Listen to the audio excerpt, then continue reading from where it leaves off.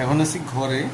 তো দেখো এখন কটা বাজে, এখন বাজে 5টা 25। তো আমাদের আড্ডা মানে সন্ধ্যা হয়ে গেছে। তো সন্ধ্যার সময় ঘরের বিছনা উঠাতে হবে।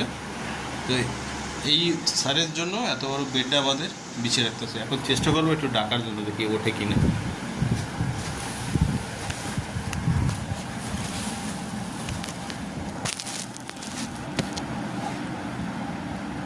মিন্টু, মিন্টু, মিনু, এ বাবু ওঠো। হ্যালো,